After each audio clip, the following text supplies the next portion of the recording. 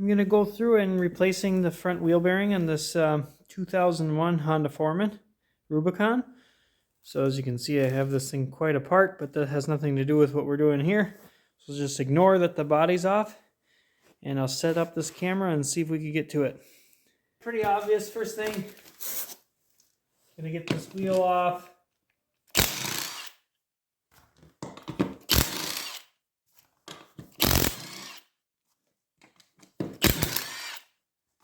Okay. The wheel off and out of the way. All right, I'm gonna take just a pick here and try to get all the crap out of here. It looks like we got a couple 8mm bolts. And I'm gonna get my stupid ratchet. Impact driver, anyway. Okay. Take these guys out. You're gonna have to bear with me. It's been a while since I've done one of these, so I'm kind of winging it. Alright, I got my little crappy brass hammer. Hopefully I can just tap this and pull. There we go. Ooh, pretty crusty. In this particular case, I'm not going to take too much care in the brakes because I'm doing a disc brake conversion. But I'll still try to keep it as relevant to this job, which is the wheel bearing. So, there you go. I think I'm going to start by taking this cotter pin out of this axle nut. My pliers here. Try to get it out as relatively straight as possible. There we go.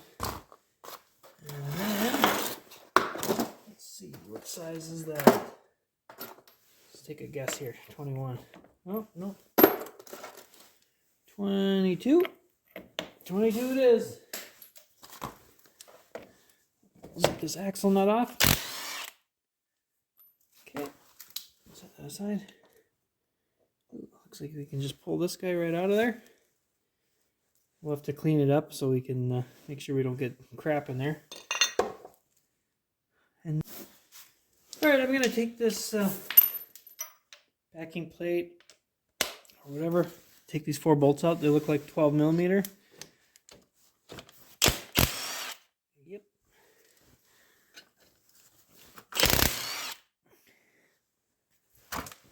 Zip this guy off.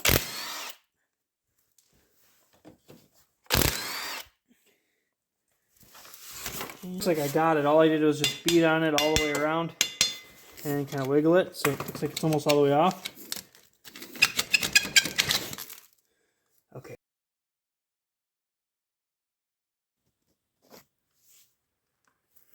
Alright, so now I'm going to try to remove this whole knuckle. I'm going to take the tie rod off and the upper and lower ball joints. You probably can't tell. There we go. So I'm just going to do this off camera. There's a cotter pin here, and one down in there. You can't see because my lighting sucks.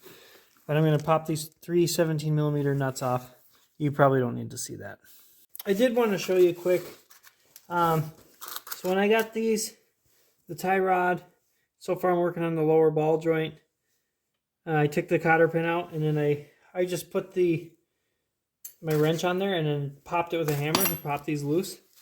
So now this ball joint's loose, the nut's loose, but it's not off. So I like to back the nut off and then thread it back on by hand. So there's a little gap. And then you could take a big pry bar or something. Just put some force. I'm trying to pry this up. And we'll see if this works. So just pop the ball joint.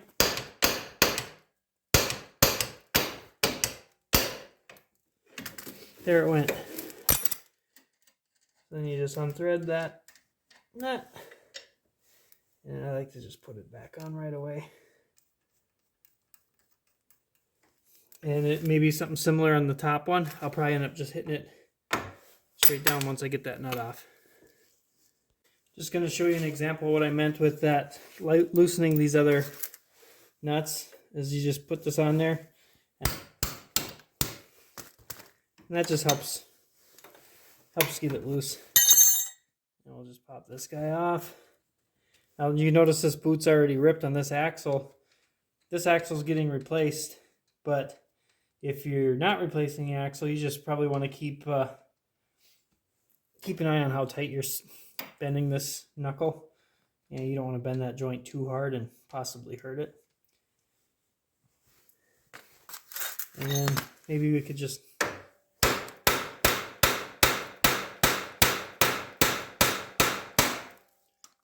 finally came out. And there we have it. Alright, I'm going to try to get this seal out. I'm just going to pop it. That one came out pretty easy. That's gorgeous. And then this one on this side.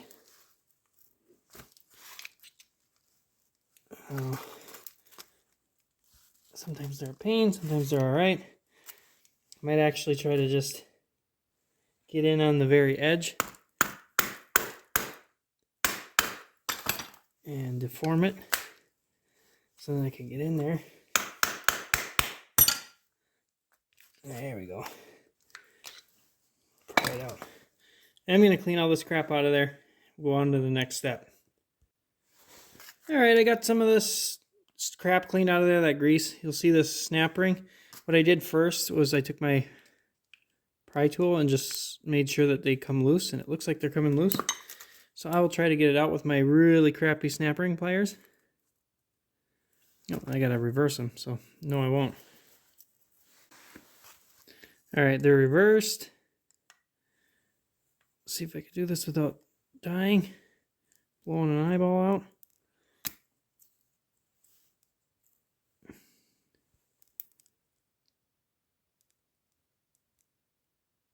There we go. I don't want to save that. Now we're ready to set up something so we can knock this out. Normally I would use a press, but I'm doing this as if the regular guy who wouldn't have a press and all that crap. So I'm trying to use as primitive of tools as possible. So this isn't really the recommended way to do it, but I'm going to just try to do it with a punch to get it out. Put it face down like this, these facing up, and we got a little bit of space, so we can just put it flat on the ground for now before we have to put it on something. And then just go as close to the edge as you can and give her hell. Go all the way around and then just keep working it around. And I'm already starting to make a little headway. There's a little gap there. So you're just going to keep doing that until you get it flat, and then we'll figure out the next step. You got it beat flush. Now it's sitting flush and it won't go any further sitting on the concrete. So we have to raise this up and put it on something so we can get it out the rest of the way. So I just have it set up on a 3-inch PVC coupler. Hopefully it'll survive this. So we're just going to keep whacking it. And we're breaking chips of PVC off.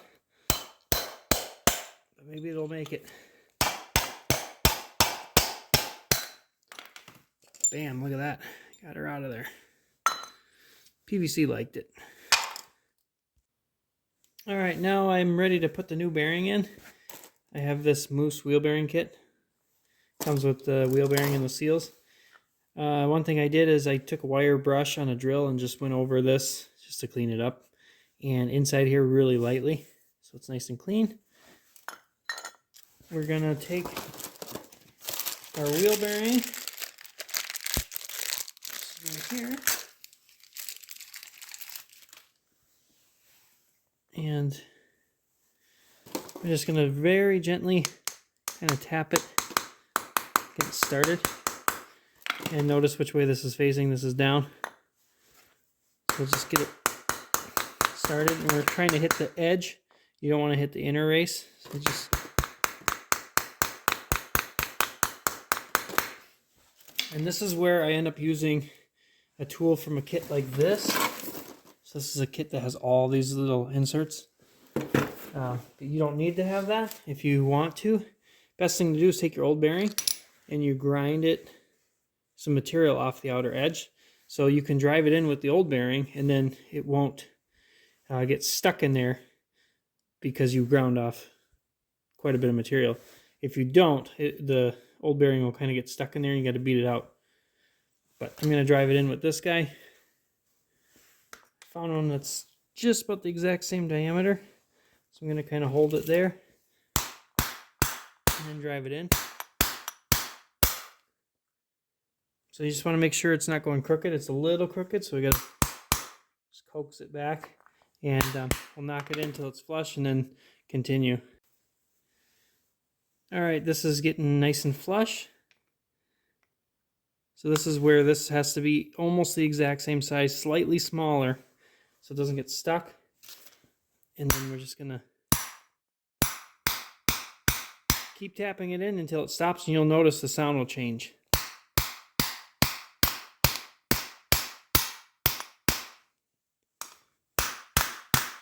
Sounds like it's seated. Let's take a look. It looks like it's seated because there's room for the snap ring and there's no gap in here. So that's it for that part. Next part is to get our snap ring. If it's heavily rusted, you can wire brush that too. This one looks okay. So we can just squeeze it. And a lot of times these things go flying across the shop. Push it down. Perfect. Look at that. Right in there.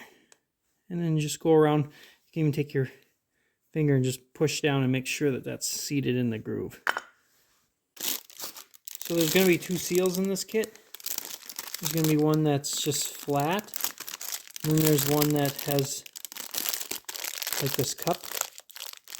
So the one with the cup is going to be facing the axle.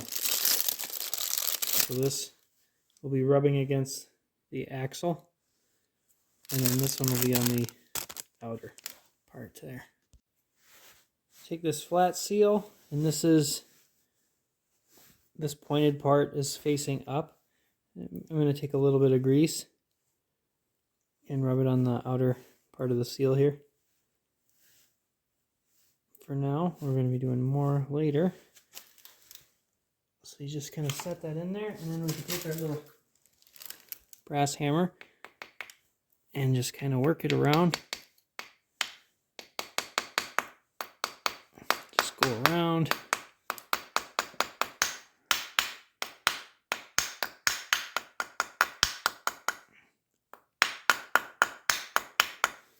Keep going, and then you're going to want your old bearing, or I'm going to use this tool here to get it in the rest of the way.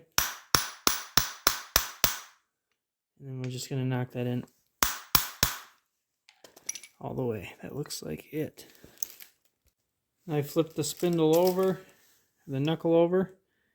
We're going to put the next one in. And this one, it's got this lip on here, so I want to be careful.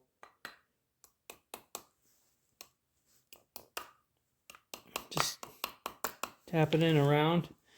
And actually you might want to get something a little smaller and tap it in from the inside diameter here. I got it tapped in there flush.